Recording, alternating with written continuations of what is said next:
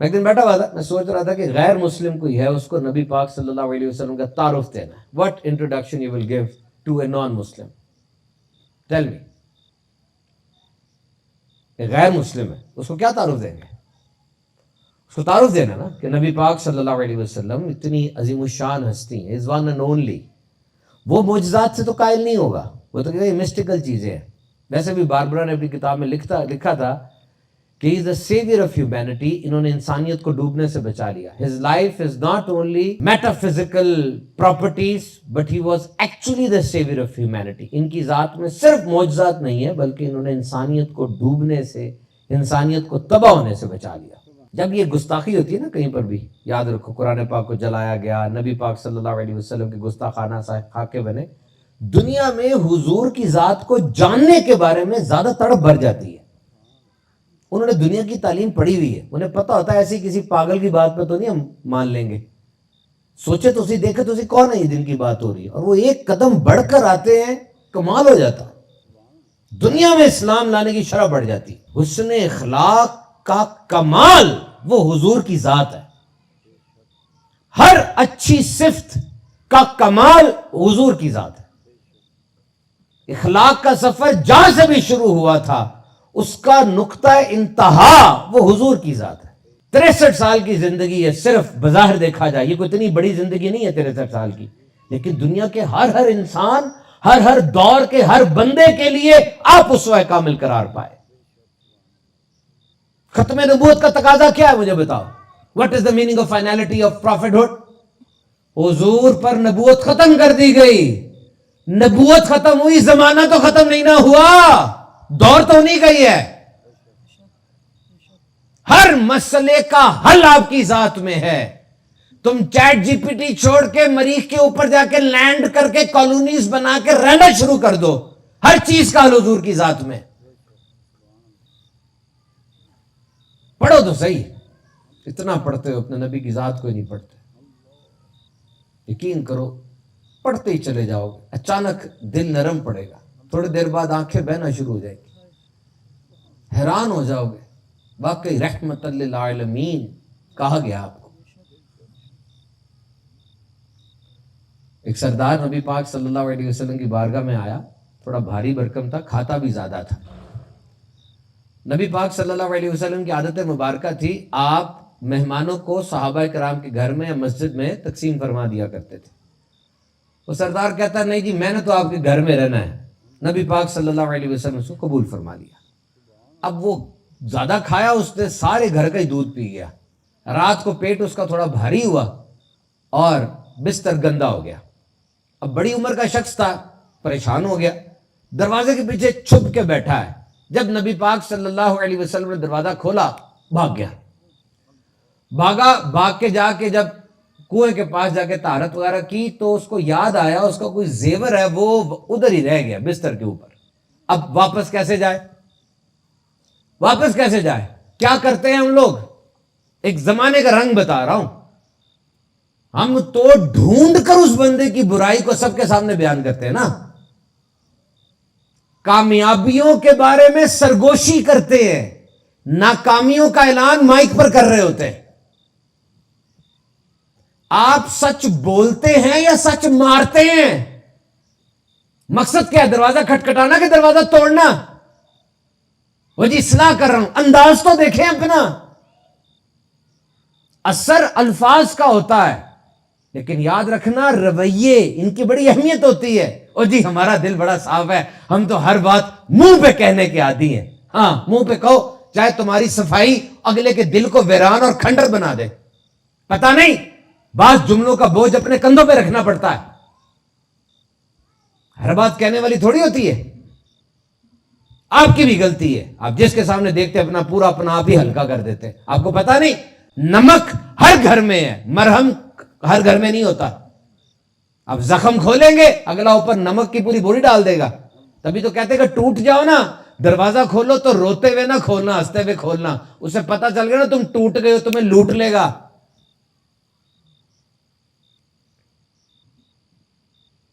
اب وہ کس منہ سے جائے, اتنی بڑی عمر کا آدمی ہے, بستر بھی گندا کر کے آ گیا ہے.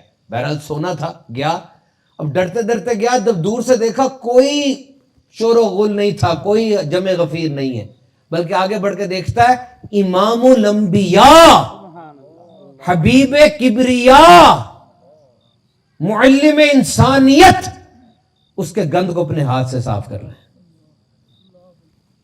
مجھے بتائیے صرف ایک بات، یہ کسی کے ساتھ اگر ہو، اپنے پہ لے کے سوچے، اس کا کیا حال ہوگا دیکھ کر، کیا امپریشن پڑے گا اس پہ؟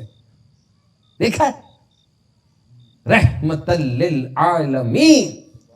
آگے بڑھا، حضور کہتے آگے آپ، کوئی نہیں، پیٹ بھاری ہو جاتا ہے، طہارت کر لی، آئے میں اپنے ناشتہ لے کے آتا ہوں۔ کہتا یا رسول اللہ پہلے کلمہ پڑھا کے مسلمان تو کیجئے، پہلے مسلمان کیجئے۔ This was the method, this was the technique، یہ انداز ہے۔ دیکھا ہے، یہ بات کسی غیر مسلم کو بھی بتاؤ، وہ بھی تو غیر مسلم تھا نا، یہ طریقہ ہے۔ This is the حسن اخلاق، شان ہے میرے آقا علیہ الصلوۃ والسلام کی۔ ایک بندہ باہر سے آتا تھا مکہ شریف میں، آ کے تھوڑے سے جانور لاتا، بیچتا، تھوڑا اپنا منافع رکھتا، جس طرح ہمارے لاہور میں بھی ہوتا ہے، باہر سے بندہ آتا جنوبی پنجاب سے 10 بکریاں لے کے بیچ کے بڑی عید پہ نفع لے لیتا، وہ بھی آتا آ کے تھوڑے جانور بیچتا، ذریعہ معاشی تھا۔ ایک دن آیا 2 اونٹ لے کر، سامنے ابو جہل ٹکر گیا، ابو جہل نے اونٹ لے لیے، کہا تجھے پیسے کل دوں گا۔ وہ پردیسی تھا، اس نے گھر جانا تھا، اب ایک دن اس نے جیسے تیسے گزارا، گیا، کہا پیسے دے، کہا کوئی پیسے نہیں، بھاگ جا۔ اب وہ کیا کرتا، نہ کھانا ہے نہ گھر ہے، کہا کیا کروں، کہا یہ خانہ کعبہ کے گرد جتنے لوگ بیٹھے ہیں نا، یہ چودھری ٹولیاں بنا کے بیٹھے ہیں، جا ان کے پاس جا کے کہہ۔ اب وہ ایک ٹولی میں چلا گیا، وہاں تبا شیبہ ابو لہب قسم کے لوگ بیٹھے تھے، کہا میں پردیسی ہوں اور پریشان ہوں، میری کو مدد کرو۔ کہا کیا ہوا ہے، کہا میرے 2 اونٹ ہتھے آ لی ہیں کسی نے۔ کہا کون ہے، کہا وہ ابو جہل ہے۔ تو بڑے بدماش کی ہتھے چڑھ گیا۔ پھر ان میں سے کسی کو نا شرارت سی سوجی، اس نے کہا وہ دیکھ کعبے کے سامنے جو بیٹھے ہیں نا، وہ تیرا مسئلہ حل کریں گے۔ کہہ کہ انہوں نے تالی ماری اور ہنسے اونچی۔ اس نے کہا حل بھی بتا رہے ہیں، ہنس بھی رہے ہیں، بہرحال سارا چاہیے تھا، وہاں چلا گیا۔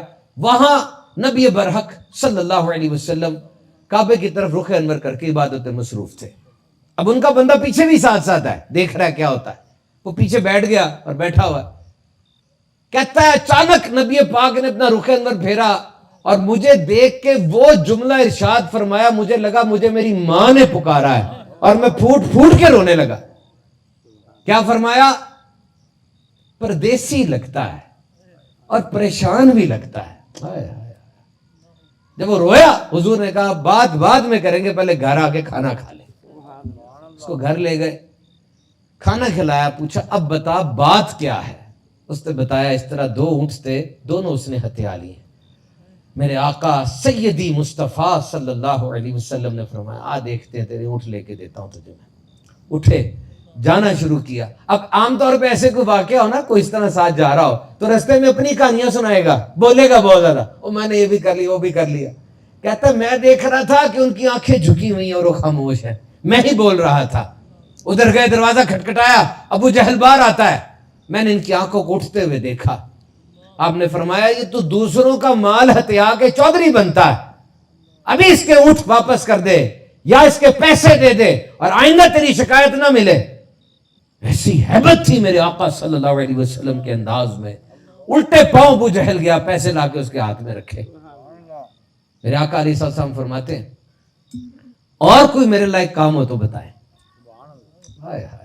سوچے ان جملوں کا اثر کیا ہوگا۔ پیچھے سے ایک بندہ انہی کا آیا ہوا تھا جسوس، کہتا ہے اور یہ وہی ہیں مکے کے جن کے جادوگر ہیں، جن کے بارے میں مشہور ہے معاذ اللہ یہ جادوگر ہیں، وہی ہیں۔ کہتا چپ ہو جا، اگر یہ سچے نہیں ہے تو روئے زمین پر سچا کوئی نہیں ہے۔ مدد جب مظلوم کی ہوتی ہے نا، اس وقت جگرے کا پتہ چلتا ہے، یاد رکھنا۔ سب کے سامنے کھڑے ہو کے 2 کروڑ لاکھ روپے دے دیا، یہ ایک الگ بات ہے۔ رب دل میں تیرے اٹھنے والے وسوسوں سے باخبر ہے۔ یاد رکھنا، کروڑ روپے کا بیل لے آؤ گے، فرما چکا ہے کہ تمہارا گوشت تمہارا خون نہیں پہنچتا، گوشت تو خود کھا لیتے ہو، خون تو نالی میں بہ جاتا ہے، کھال تو مدرسے کو دے دیتے ہو، اس کے پاس کیا پہنچتا ہے؟ تیرے دل کا تقویٰ۔ اور وہ جو سال کا بکرا صرف بمشکل اس کی عمر پوری ہے اور مریل سا ہے، وہ لے کر آتا، ہو سکتا ہے وہ اس کو پار لگا دے، کیا سکھایا اس دین نے؟ تمہارا تمہارے رب کے ساتھ تعلق کیسا ہے؟